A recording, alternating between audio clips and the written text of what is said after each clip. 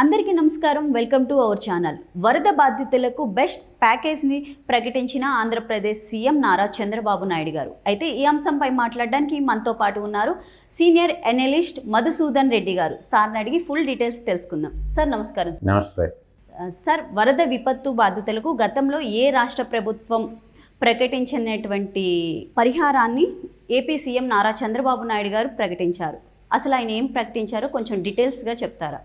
ఇప్పుడు ఒకటమ్మా, ప్రకృతి విపత్తులని చెప్పిరావు కాబట్టి ప్రకృతి విపత్తులు చెప్పి వచ్చేవి కాదు. కాబట్టి మన పూర్వకాలంలో మన పెద్దలు చెప్తారు, ఆకాశం నుండి వాయువు, వాయువు నుంచి అగ్ని, అగ్ని నుంచి జలం, జలం నుంచి పుడమి, పుడము నుంచి ఔషధములు, ఔషధముల నుంచి అన్నం, అన్నం నుంచి మానవులు అనే ఒక చెప్తుంటారు పురాణాల్లో. ఆ విధంగా ఇప్పుడు జల ప్రళయం వచ్చింది, ఒక్కోసారి భూకంపాలు వస్తాయి. నేను ఇదంతా ఎందుకు చెప్పానంటే అగ్ని ద్వారా ఒకసారి ప్రమాదాలు సంభవిస్తాయి. ఇవన్నీ కూడా ప్రకృతి విపత్తులుగా భావించి ప్రజలు నష్టపోయినప్పుడు వాళ్ళకి ప్రభుత్వాలు చేదోడవాదోడుగా ఉండి మానవతా దృక్పథంతో సాయం అందించాలి. అందరికి అన్నం పెట్టే అన్నదాత వ్యయం చేయటం, సాయం అడగటం. వ్యవసాయం అంటే నేను గతంలో చెప్పాను, వ్యవసాయం అంటే వ్యయం చేయటం, మళ్ళీ సాయం అడగటం. అటువంటి పరిస్థితి నుంచి అందరికి అన్నం పెట్టే అన్నదాతలను కాపాడుకోవాలన్న ఉద్దేశంతో ఆయన ప్రభుత్వం ఏం చేసిందంటే హెక్టారు అంటే 2.5 ఎకరా. హెక్టార్ అంటే హెక్టార్ వేరు, ఎకరా వేరు. హెక్టార్ అంటే 2.5 ఎకరా. దాంట్లో పత్తి పంట, పత్తి డ్యామేజ్ అయిన వాళ్ళకి ఒక హెక్టార్కి 25,000. గ్రౌండ్ నెట్ అంటే వేరుశెనగ పంట, వేరుశెనగ పంటకు వచ్చి ఒక 25,000. ప్యాడీ, ప్యాడీ అంటే వరి, వరి రైతులకు వచ్చేసి ఒక హెక్టార్కి 25,000. తర్వాత షుగర్ కేన్, షుగర్ కేన్ అంటే చెరుకు, చెరుకు కూడా 25,000 రూపాయలు ప్రకటించడం జరిగింది. ఆ విధంగా బ్లాక్ గ్రామ్ అంటే మినుములు, తర్వాత గ్రీన్ గ్రామ్ అంటే పెసలు, తర్వాత మైజైన్, ఇట్లా రాగి, ఇట్లా పంటలకన్నిటికీ కూడా ఏ పంటకి టొబాకో కానీ వీటన్నిటికీ ఒక హెక్టార్కి 15,000 కేటాయించడం జరిగింది. సరే, కొర్రలు, సామలు వీటికి కూడా ఒక 15,000 రూపాయలు హెక్టార్కి. జూట్ ఉంది, జూటుకు కూడా హెక్టార్కి 15,000 ప్రకటించడం జరిగింది. ఒక ప్రభుత్వం అన్నదాతలకు ఒక ప్యాకేజ్ ఇచ్చింది.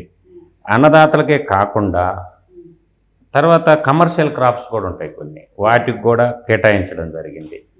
తర్వాత హౌస్ హోల్డర్స్ ఉంటారు, దినసరి కూలీలు ఉంటారు, తర్వాత చిన్న చిన్న వ్యాపారస్తులు ఉంటారు, ఎంఎస్ఎంఈలు అంటే ఇండస్ట్రీల్లో ఎంఎస్ఎంఈలు ఉంటాయి.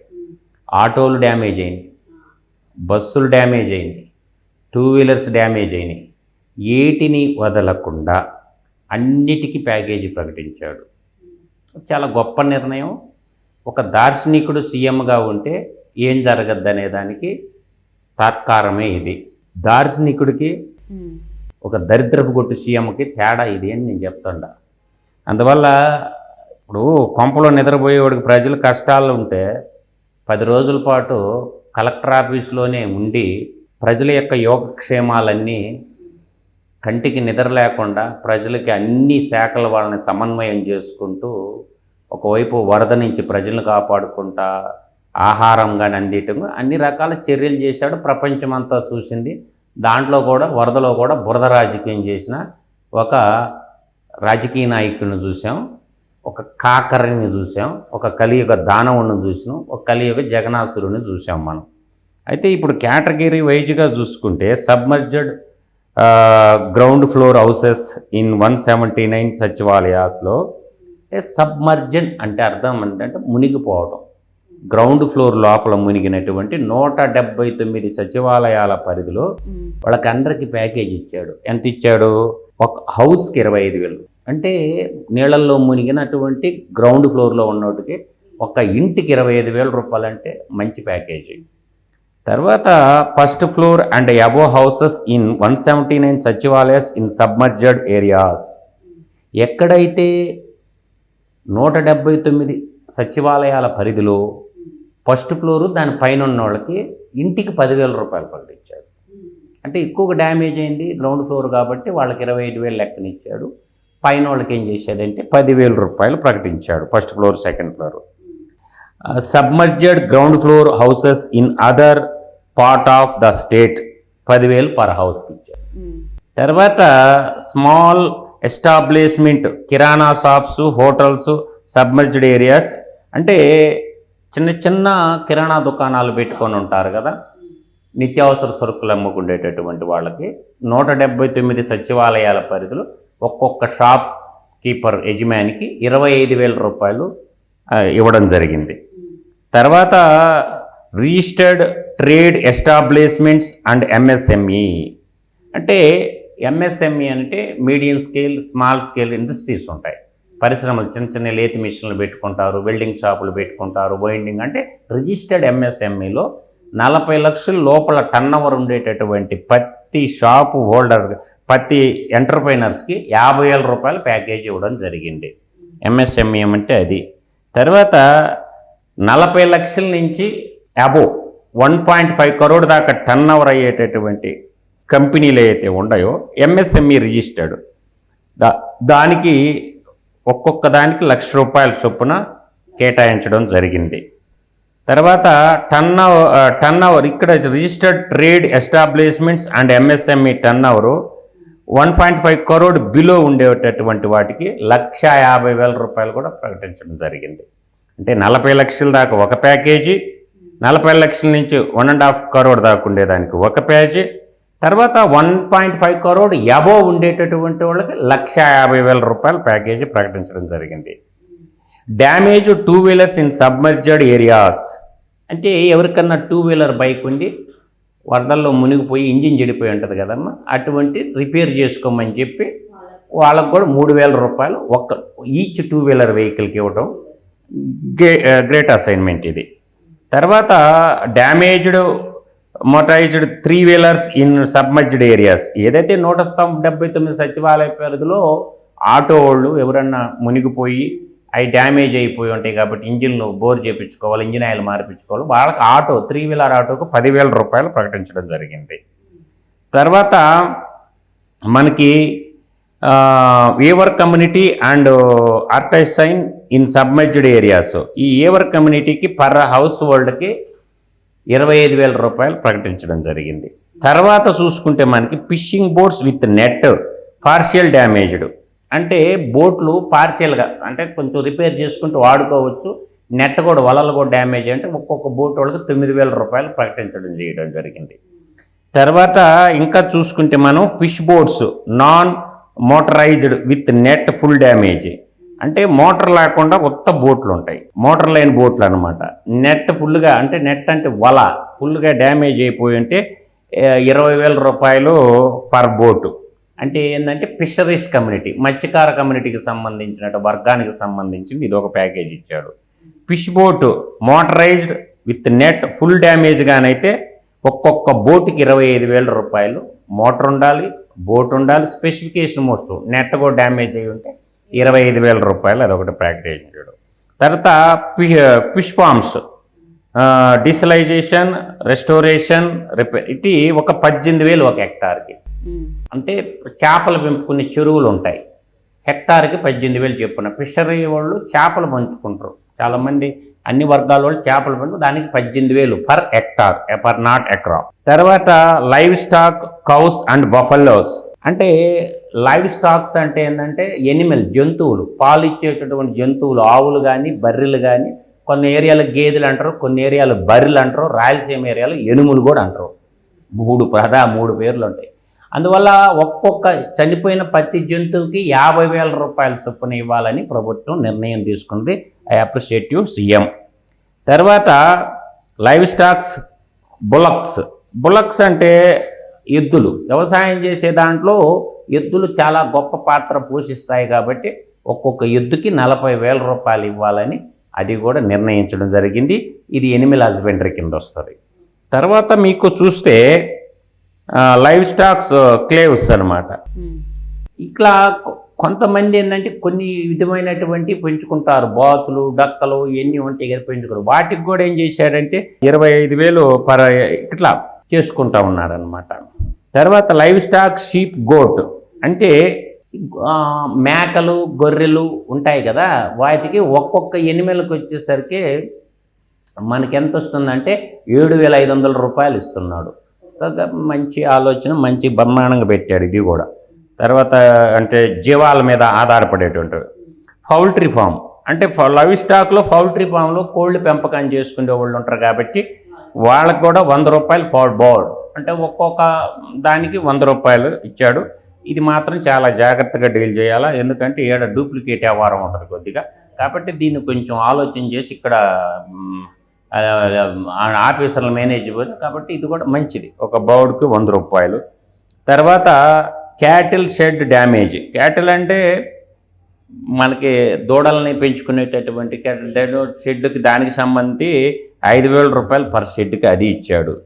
తర్వాత అగ్రికల్చర్ హార్టికల్చర్ ఇట్లా రకరకాల ఇక్కడ ఇంకా కన్స్ట్రక్షన్ లోన్స్ ఆఫ్ హౌసెస్ అంటే ఇక్కడ గ్రౌండ్ ఫ్లోర్ హౌసెస్ 190లో రీపేమెంట్ పీరియడ్ 50,000 రూపాయలు loan with 36 months repayment period and 3 months moratorium. First floor above houses ఇట్లా మొత్తం కలిసితే కొంచెమంది లోన్లు కూడా కట్టలేనటువంటి మారటోరియం పీరియడ్ అనేది పెట్టారు. అంటే అడగకూడదు, నీ ఇష్టం వచ్చినట్టు నువ్వు పోయి డబ్బులు అడిగి వసూలు చేసి కొడతారు గవర్నమెంట్. ఇప్పుడు ఏదన్నా ఒక బైక్ లోన్ తెచ్చుకున్నారమ్మా, ఇప్పుడు డ్యామేజ్ అయింది, కట్టమంటే యాడ్ కడతాడు, ఉపాధి లేదుగా, అందుకని మారటోరియం పీరియడ్ పెట్టారు. మారటోరియం అంటావు, ఆ మధ్యలో నువ్వు డబ్బులు అడగకూడదు. పోయి లోన్ ఎవడన్నా హౌస్ లోన్ కట్టమని లేకపోతే ఈఎంఐలు కట్టమని అడిగితే కేసు పెడితే దోలు తీర్చేస్తారు పోలీసు వాళ్ళు. వాడిని లోన్ వాళ్ళు బెదిరించారు అనుకో, మా క్రాప్ వచ్చే 12 months ఇచ్చాడు మారటోరియం. క్లియర్గా చెప్పాడు దీంట్లో. మారటోరియం పీరియడ్ కూడా ఇచ్చాడు. ఈ మారటోరియం పీరియడ్ అనేది 12 months ఆఫ్ మారటోరియం అంటే షార్ట్ టర్మ్ క్రాప్ లోన్స్కి వచ్చి 12 నెలలు ఇచ్చాడు అనమాట. అట్లా నీకేందంటే ఇది కూడా ఒక విధమైనటువంటి మంచి విధానం అన్నమాట. ఎందుకంటే డ్యామేజ్ అయ్యి వాడు డబ్బులు పెట్టి బాధ చేస్తే మానసికంగా రోగిష్ట అయిపోయి వాడు యాడ్ నుంచి తెచ్చి కడతాడు. అందువల్ల ఏంటంటే ఈ ఫైనాన్స్ తీసుకుంటారు. విజయవాడలో ఫైనాన్స్ బిజినెస్ చాలా విపరీతంగా నడుస్తుంది. అందువల్ల ఏంటంటే కొంత మారటోరియం పీరియడ్ కూడా ఆల్ ప్రైవేట్ బ్యాంక్స్ కావచ్చు, గవర్నమెంట్ కావచ్చు, ప్రైవేట్ ఫైనాన్స్లో ఎవడైనా సరే తోక జాడిస్తే పోలీస్ స్టేషన్లో పోయి కేసు పెట్టండి, పోలీసు వాళ్ళు రిజిస్టర్ చేస్తారు, ఎత్తి బొక్కలా వేస్తారు. కాబట్టి ప్రజలు కూడా ఈ ప్రైవేట్ ఫైనాన్స్ వాళ్ళు కానీ తర్వాత ఆథరైజ్డ్ ఫైనాన్స్, ఇప్పుడు చోళమండలం అనే ఫైనాన్స్, శ్రీరామ్ ఫైనాన్స్ అని, ఎల్ఎన్టీ ఫైనాన్స్ అని, బజాజ్ ఫైనాన్స్ అని, ఈ authorised finance. Unauthorised finance sector ఉంటుంది. తర్వాత గవర్నమెంట్ ఉంటుంది. ఇటు మారటోరియం పెట్టారు. ఒక 6 నెలలు వాళ్ళకి, 6 నెలల తర్వాత అడగాలి. అప్పుడు దాకా పోయి అడిగితే మెట్టిట్స్ కొట్టచ్చు. ఒకవేళ వాడు పుడింగి వేషాలు వేస్తే స్థానిక పోలీస్ స్టేషన్లో పోయి కేసు పెట్టండి. ఇప్పుడు వరదలో బురద రాజకీయాలు చేయకూడదు. ప్రజలు కష్టాల్లో ఉన్నప్పుడు ప్రజలందరూ కూడా చేయూత అందించి ప్రజల్ని అందరూ మన బిడ్డలు ఇప్పుడు రాయలసీమ నుంచి కూడా కొంతమంది ఆడవాళ్ళు డ్వాక్రా సంఘం మహిళలు సాయం చేశారు. రేపు వాళ్ళకి కష్టం వచ్చినప్పుడు వీళ్ళు సాయం చేస్తారు. ఒకరికొకరు చేయూత అందించుకొని ప్రభుత్వానికి సహాయ సహకారాలు అందించాలా, ప్రజలు అందించాలా, పారిశ్రామికవేత్తలు అందించాలా, ధనం ఉన్నోళ్ళు కూడా దయాగుణంతో దానం చేయాలా. పోతా పట్టకపోయేది ఏమి లేదు. ఇప్పుడు తల్లి గర్భంలో నుంచి వచ్చాం, ఏదో ఒక రోజు భూగర్భంలో కలిసిపోతాం. అది నువ్వు దాచుకొని వాడు అనుభవించక తర్వాత దొరల పోలంటే ప్రభుత్వం పోలైపోద్ది. దొరల అనేది ఆ రోజు కాలం రాజు ప్రభుత్వం అయిన తీసుకుంటుంది, లేదంటే దొంగలైన దోషేస్తారు. కాబట్టి మంచి మనసుతోటే దానం చేస్తే కొంతన్నా పుణ్యం వస్తుంది. అందువల్ల నేను అంటుండేది ఏంటంటే సాటి మనుషులు కష్టాలు ఉన్నప్పుడు ఆడ కులం చూడకూడదు, మతం చూడకూడదు, పార్టీ చూడకూడదు, ఏది చూడకూడదు. అందరూ చేయి కలుపుకొని ముందుకు అడుగులు వేస్తే రాష్ట్ర సర్వతోముఖాభివృద్ధి చెందదు. ఎప్పుడు విషము కక్కతా ఉంటే చివరికే ఆ విషం మనకే చుట్టుకొని బలైపోతాం. అది మాత్రం నేను చెప్పగలను. అందువల్ల ఏంటంటే ప్రతి ఒక్కరూ కూడా తోసినంత చిన్న స్కూల్ పిల్లలమ్మ 10 రూపాయలు 20 రూపాయలు కూడా సీఎం రిలీఫ్ ఫండ్కి ఇచ్చారు. కాబట్టి చేసిన దానం మన కుడి చేతితో దానం చేస్తే అది మన ఎడం చేతికి కూడా తెలియకూడదు. అందువల్ల నువ్వు ఇచ్చే దానం అనేది తెలియకుండా చేస్తేనే దాన్ని దానం అంటారు. కానీ నేను ఇంత ఇచ్చినాను నాకు ఇంత పేరు ప్రతిష్టలైన కాదు. ప్రజలు కష్టాల్లో ఉన్నప్పుడు సాయం చేసి తీరాలి. ఇది మానవతావాదం. కాబట్టి రాజకీయం అనేది 5 ఏళ్లకు ఒకసారి ఒకసారి ఎలక్షన్లు అయిపోయిన తర్వాత దాని గురించి పట్టించుకుంటూ రాష్ట్ర అభివృద్ధి కోసం రాష్ట్రాలకు కావాల్సిన డెవలప్మెంట్ ఏ విధంగా కావాలో దాటి గురించి ప్రశ్నలు సంధిస్తే ప్రభుత్వం కాంచి ఎప్పుడు విమర్శిస్తా పోతే విమర్శలు మిగిలిపోతావు. అందువల్ల మనకు కావాల్సినవి అడగాల. ఇక్కడ రోడ్డు డ్యామేజ్ ఉంది పోయండి, ఈ చెరువు కట్ట ఇబ్బందిగా ఉంది, ఈ కాలువ ఇబ్బందిగా ఉంటే అంటే కన్స్ట్రక్టెడ్గా సంబంధించిన శాఖలకు ఉత్తరాలు రాయటం, లెటర్లు రాయటం, మనం చూసింది కంటితో ప్రభుత్వానికి తెలియజెప్పాలి. అది ప్రతి పౌరుడు యొక్క బాధ్యత. ఇలా పోస్ట్ ఆఫీస్ ఉంటుందమ్మా ఈ గ్రామాల్లో, ఒక రిజిస్టర్ పోస్ట్ చేసి పడేయండి. మీ గ్రామంలో సమస్య 20 రూపాయలు ఖర్చు, 2 టీలు తాగితే అయిపోతాయి 20 రూపాయలు. ఒక తెల్ల పేపర్ తీసుకొని రాయండి మీ గ్రామంలో సంబంధ సిఎంఓ ఆఫీస్ మంగళగిరి, ఇంకేం బళ్ళి అడ్రస్ సిఎంఓ ఆఫీస్ మంగళగిరి వేసి రిజిస్టర్ పోస్ట్ చేయండి, అక్నాలజ్మెంట్ పెట్టండి 20 రూపాయలు. సార్ మా గ్రామంలో ఈ సమస్య ఉంది, మాకు దీన్ని పరిష్కరించండి అని చెప్తే కంపల్సరీ దాన్ని చూస్తారు. రిజిస్టర్ పోస్ట్ చేస్తే ఖచ్చితంగా పోద్ది కదా. సిఎంఓ ఆఫీస్ మంగళగిరి అమరావతి అయిపోయా, సింపుల్గా అడ్రస్. అందువల్ల సమస్యని ముందు ప్రభుత్వం దృష్టికి తీసుకుపోగలిగినప్పుడే సమస్యలు త్వరితగతిన పరిష్కరించబడతాయని మాత్రం చెప్పగలను. సమస్యని సమస్యగా చూడండి. మంచి పనిని ఎవరు చేసినా అప్రిషియేట్ చేయాల్సి ఉంది. అందువల్ల చంద్రబాబు నాయుడు గారు దార్శనికుడు, అతనికి ఉన్న అనుభవం దృష్ట్యా మంచి ప్యాకేజ్ ఇచ్చాడు. దీంట్లో కూడా అవినీతికి పాల్పడకుండా ప్రజలందరూ స్వచ్ఛందంగా, ధర్మబద్ధంగా, న్యాయబద్ధంగా పక్కింటికి వస్తున్నాయి నాకెందుకు రాలని, ఇది ప్రజలందరి సొమ్ము, వాడికొచ్చి నేను నాకు రాలేదని ఆ కోణంతో ఆలోచించకుండా మానవతా కోణంతో మంచి సద్బుద్ధి ఇచ్చి ధర్మంగా ఉంటే పోయి అప్లికేషన్ పెట్టుకోండి. అధర్మంగా ప్రజల సొమ్ము తింటే ఆ పురుగులు పట్టిపోతాడు ఎవడైనా సరే. గవర్నమెంట్ ఆఫీసర్లు అయినా సరే చట్టబద్ధంగా, ధర్మబద్ధంగా ఏది జరిగిందో అదే రాయండి. ప్రభుత్వానికి ప్రజల ఆస్తికి ప్రజలందరూ పన్నుల రూపం కట్టే డబ్బుగా దానికి బొక్కేయాలని ప్రయత్నం చేయకుండా ముఖ్యమంత్రికి అన్ని విధాల సహాయ సహకారాలు అందించమని చెప్పి ఇచ్చినటువంటి ఈ అవకాశాన్ని సద్వినియోగం చేసుకోండి, దుర్వినియోగం చేసుకోవద్దు. పక్కింటికి వచ్చి నాకెందుకు రాలేదని అనే కోణంతో వద్దు, మానవతా దృక్పథంతో ఉండండి. నేను ఫైనల్గా చెప్పేది అది, సత్యమేవ దేవతే ధర్మో రక్షిత రక్షిత తమసోమా జ్యోతిర్గమయ అసతోమా సర్గమయ సత్యమేవ జయితే. కానీ అందువల్ల ఏంటంటే ఆలోచించుకోండి. జై హింద్.